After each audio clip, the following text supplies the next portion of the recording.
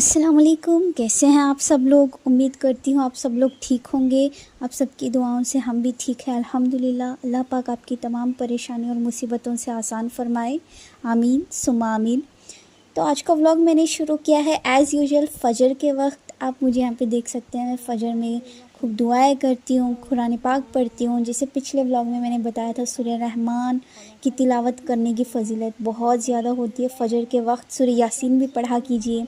आज मैंने सूरह रहमान के साथ पढ़ा सूरह मुज़म्मिल। वैसे तो सूरह मुज़म्मिल मगरिब के वक्त पढ़ना चाहिए। मेरे जो वालिद थे वो फरमाते थे कि मगरिब के वक्त सूरह मुज़म्मिल पढ़ना बहुत ही ज़्यादा फ़जीलत का होता है। घर में बरकत, खैर व बरकत, सुकून, चैन रिश्तों में बहुत अच्छा फ़ायदा करता है। तो आज मैंने फ़जर में पढ़ लिया, थोड़ा वक्त ज़्यादा था तो। और आज का मौसम मुझे ऐसे लग क्यों रहा है कि जैसे आज बारिश होगी। अगर आज बारिश हुई तो मैं वादा करती हूँ आप सबको कि मैं आज अपने घर का जो नीचे का सराउंडिंग है, जिसको आप अभी तक जंगल समझ रहे हैं, वो दिखाऊंगी।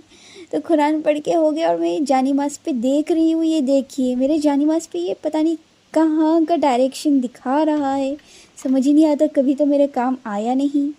तो फिर नमाज और कुरान पढ़ के हो गया था और मैं आ गई थी हॉल में एज़ यूजुअल अपना फेवरेट काम करने के लिए, ढेर सारी अपनी फेरी लाइट जलवाने के लिए और इंसेंस स्टिक्स, अगरबत्ती घर में फ़जर के वक्त खुशबू करना लाजमी। मेरा तो मतलब ये रूटीन बन चुका है। तो यहाँ पे मैं ये वाले फॉरेस्ट जो इंसेंस स्टिक्स है, बहुत ही अच्छी महक देती है, एकदम सटल रहती है, ज़्यादा हार्ड नहीं, ज़्यादा मतलब घर पे धुआं ये सब नहीं करता। बहुत अच्छी अगरबत्ती है ये। और मुझे आज लाइटर मिल नहीं रहा था तो मैं बन रही हूँ खतरों के खिलाड़ी बन के। गैस से स्टोव से ही ऑन कर लिया और फिर मैंने आज अगरबत्ती को प्रॉपर स्टैंड में लगाया। कल की तरह गलती नहीं की, लेकिन ये पता नहीं क्यों अगरबत्ती सीधे से खड़ा ही नहीं हो रहा था, बार बार बेंड होए जा रहा था। खैर कोई बात नहीं दोस्तों, व्लॉग करना और ये सब काम करना दोनों बड़ा मुश्किल हो जाता है। मैं हर चीज़ तो कैप्चर कर नहीं पाती, लेकिन मुझसे जितना हो पाता है हम कर लेते हैं और आपको दिखा देते हैं। एंड हम उम्मीद करते हैं कि आप हमारे जो चैनल है, हमारे वीडियोस को बहुत सारा प्यार दें, लाइक करें, शेयर करें, सब्सक्राइब करें। मैंने यूट्यूब ओपन ही इसलिए किया हुआ है, व्लॉगिंग इसीलिए स्टार्ट की हुई है ताकि मैं आप सब लोग से ढेर सारी बातें कर सकूं। क्योंकि मैं घर पे रहती हूँ अकेली, मेरे साथ कोई बात करने वाला है नहीं और बस अच्छा लगता है कोई सुनने वाला है तो मुझे बहुत अच्छा लगता है कि हाँ आप लोग सुन रहे हैं। एंड कमेंट्स में तो मुझे आप लोग अगर किसी का कमेंट आता है तो इतनी खुशी होती है कि हाँ लोग मेरे व्लॉग्स देख रहे हैं, मुझे सुन रहे हैं। और ये देखिए मैंने कल ही आपको बताया कि अगर इसमें फ्लावर्स आ गए तो मैं आपको लाजमी दिखाऊंगी, और आज फूल आ भी गए। और सेम एज़ यूजुअल मैं नहा के आ गई थी और अपना बेड ये सब क्लीन कर रही थी, अच्छे से सेट कर रही थी। और दोस्तों ये देखो आज मेरी चोरी पकड़ी गई। ईद के दिन क्या हुआ था, मेरा ड्रेस का जो कलर का ईयरिंग मेरे पास नहीं था, काम और इतनी फुर्सत ही नहीं थी कि मैं ईयरिंग्स का मेरे दिमाग से निकल चुका था और मेरे पास ईयरिंग्स नहीं थे। लास्ट मोमेंट पे देखिए मैंने क्या किया। ये कोई रेड कलर का ईयरिंग्स था और मेरा ड्रेस था पर्पल कलर का, और मेरे पास पर्पल एक्रिलिक पेंट कलर पड़ा हुआ था, सेम टू सेम मेरे ड्रेस के कलर का। तो मैंने बस हल्का सा इसके स्टोन्स पे पर्पल कलर लगा दिया, किसी को पता भी नहीं चला, और ये इतना अच्छा गया मेरे ड्रेस के साथ। तो अभी बस इनको अपने ओरिजिनल नक्शे पे लेके आ रही हूँ। जैसे मैंने आपको बताया कि आज बारिश होगी तो ऐसे ही मैं काम कर रही थी और देखिए क्या हो रहा है, बारिश। और इतनी ज़ोरदार, इतनी ठंडी बारिश, माशाल्लाह क्या बताऊँ मैं, बहुत खूबसूरत मंज़र था, देखने लायक। बर्ड्स की आवाज़, अर्ली मॉर्निंग, ये अलग ही लेवल का, मतलब क्या बताऊँ मैं, बहुत सुकून मिलता है ये सब देख के। तो बस मैं यहाँ पे अकेली रहती हूँ, ये नज़ारे अकेली एंजॉय करती हूँ, सोचा आप सबको भी दिखा दूँ।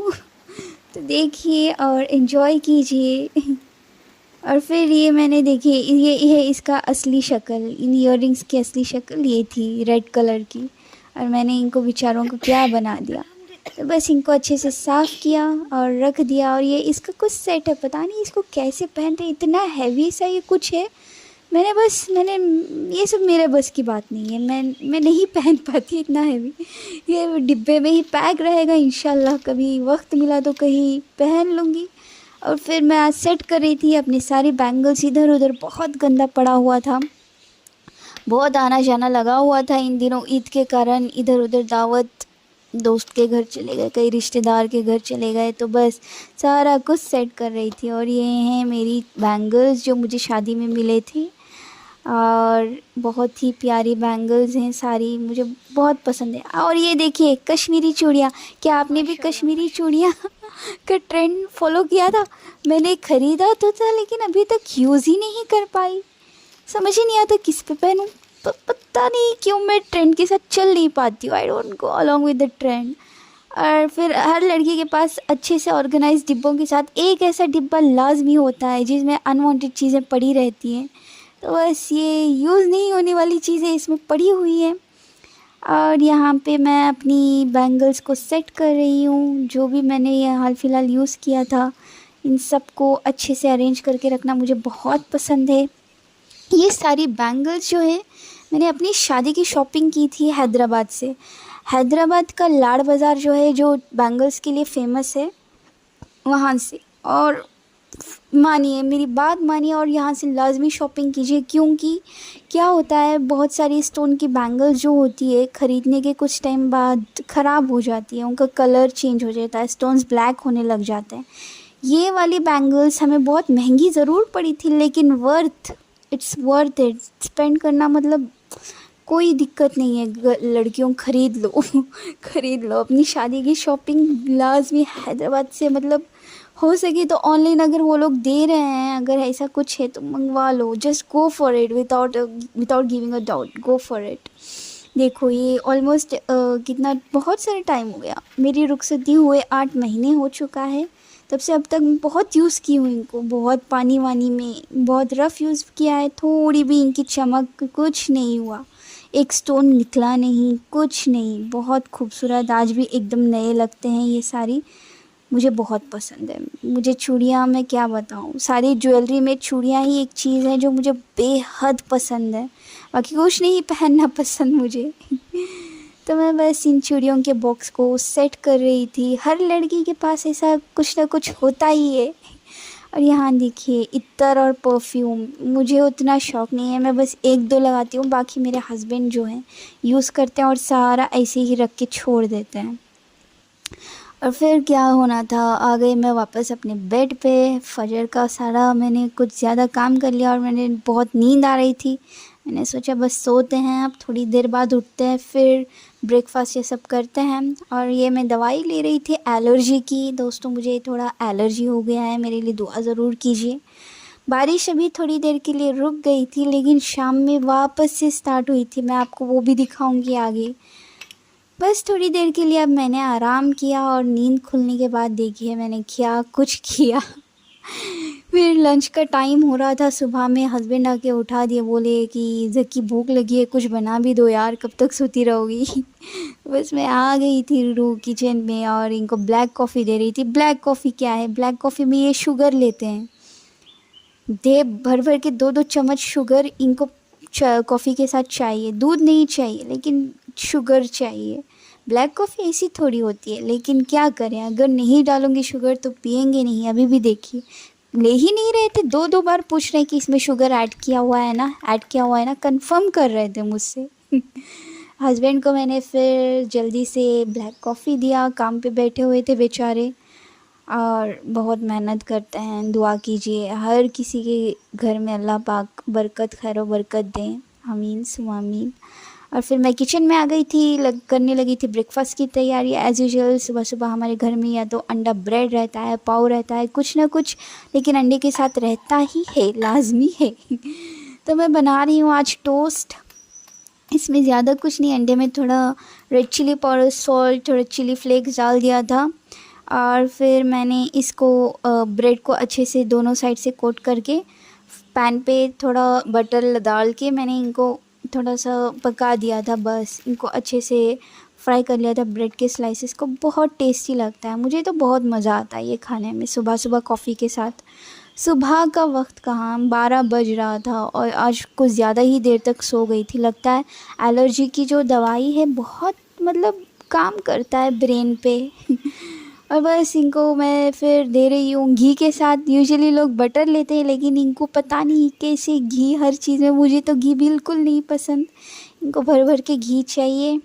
इनको मैंने अपना ब्रेकफास्ट थमा दिया और फिर मैं आ गई किचन, क्योंकि किचन में बहुत काम पड़ा हुआ था। आज क्लीनिंग मैंने बिल्कुल नहीं की हुई थी, सो गई थी। और फिर मैं सबसे पहले तो अपना ब्रेकफास्ट करने आ गई थी। अकेली बैठ के कर रही हूँ, घर की बहुत याद आती है।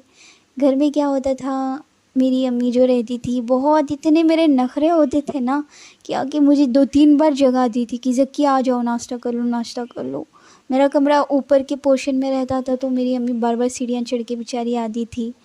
और फिर लंच भी मैंने बना लिया था। आज लंच में बना हुआ है चावल, दाल, सैलेड और अंडा। सैलेड में कुछ नहीं, बस ऑनियन, कुछ ना कुछ सब्ज़ी रहना ही चाहिए। मेरा तो बिल्कुल मन नहीं कर रहा था खाने का, पता नहीं तबीयत, लगता है एलर्जी की दवाई ले रही हूँ इसलिए। और ये देखिए, ये है घर में सबसे कीमती चीज़ मिर्ची और नींबू का अचार। ये अचार मैंने नहीं बनाया, ये अचार ना मेरी माँ के घर से आया है, ये अचार मुझे मेरी सासू माँ ने दिया हुआ है। और फिर हमने खाना खा लिया, शाम भी हो गई थी। ये देखिए दोस्तों, वापस से बारिश शुरू हो गई और चाँद चमक रहा है आसमान में। हालांकि आज फुल मून डे नहीं है लेकिन अच्छा खासा चाँद का साइज़ दिख रहा है। और बारिश, ओफ अल्लाह, इतना प्यारा ये तो कुछ मंज़र था ना, क्या बताऊँ। कैमरा कैप्चर नहीं कर पाता है लेकिन बहुत अच्छा लग रहा था ये सब देखने में। और फिर हम बैठ गए और मेरा मन कर रहा था पिज़्ज़ा खाने के लिए। आज डोमिनोज़ में मतलब कुछ तो ऐसा आया हुआ है, बाउल, चीज़ बॉल, पता नहीं क्या था। मैंने बोला ट्राई करते हैं, मंगवा लेते हैं। तो मंगवा के देखा, इसमें कुछ था, तंदूरी सॉस था, चीज़ था, 2 तरह की चीज़ थे, मार्गरीटा था और चेडर चीज़ था शायद, और पनीर की टॉपिंग्स थी। पनीर भी जो तंदूरी में मैरिनेटेड था। और क्रस्ट इसका काफ़ी मोटा था, लाइक जो नॉर्मल पिज़्ज़ा नहीं होता वैसा नहीं था, इसका क्रस्ट काफ़ी मोटा था। पिज़्ज़ा विज़्ज़ा खा लिया और आ गई मैं दोस्तों। ये देखिए, मैं एक आर्टिस्ट हूँ, अरेबिक कैलीग्राफी आर्टिस्ट हूँ। मैं कैलीग्राफी करती हूँ, कस्टमाइज़ पेंटिंग्स बनाती हूँ। अगर आप किसी को भी कैलीग्राफी की कस्टमाइज़ पेंटिंग्स चाहिए तो मुझे लाज़मी कांटेक्ट कर सकते हैं।